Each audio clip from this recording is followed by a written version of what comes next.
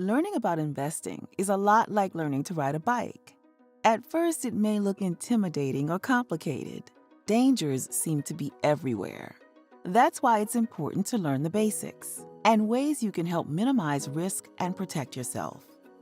After a good amount of practice and learning, you can take the training wheels off and really start riding. Along the way, the roads may change. There will be good days and bad days. And while learning to ride doesn't guarantee you a spot in the Tour de France, riding a bike could get you where you want to go a little faster. Let's start with the basics and look at one of the most common investments: stocks. A stock represents partial ownership of a company. When you purchase a stock, you're buying a piece or a share of a company. By owning a share, you own a small fraction of the company's assets and have a claim on its future earnings. There are two ways you can make money by investing in stock.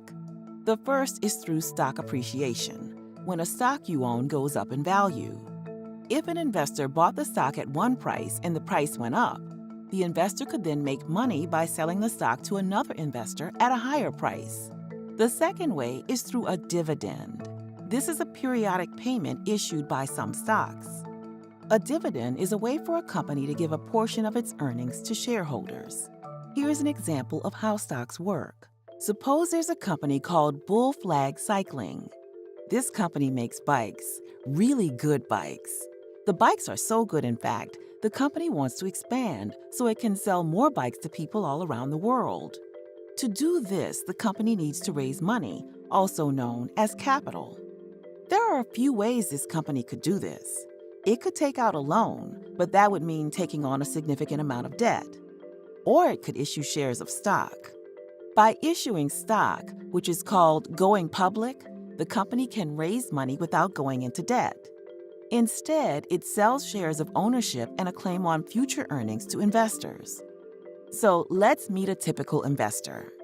Our investor is someone who has a little extra cash. They're looking for an investment that has the potential to offer better returns than a savings account and are willing to accept the higher risks of investing in a stock. They think Bull Flag Cycling is a promising company that's likely to grow. Because of this, they think buying a share would be a good investment. So how much does a share cost? Suppose the company decides to raise $1 million and it decides to issue 1,000 shares of stock. Each share represents a fraction of the company's worth. Because the company is raising $1 million, at the initial public offering, or IPO, each share would initially be valued at $1,000.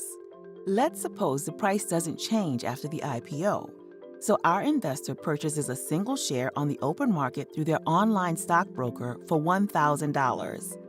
Now let's see what could happen to their investment. If the company does well and profits increase, the value of the company is likely to go up. As a result, the stock price may increase as well. Assuming the price of the stock goes up, our investor could now turn a profit by selling their shares to another investor in the stock market. However, if the company's ventures don't go as planned, its value could decrease, and so could the stock price. If this happens, our investor could lose money if they decide to sell at the current price.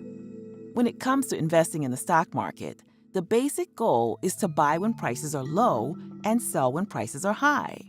But stocks in the stock market don't always go up.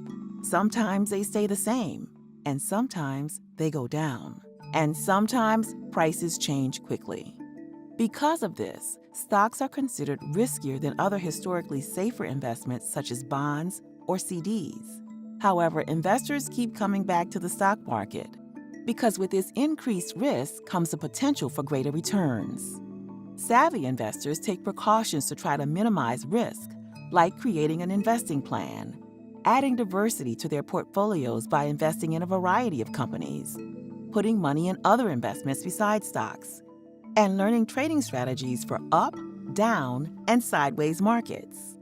Now you know some of the basics about investing in stocks, but that's just the beginning. You can learn more with our investing education.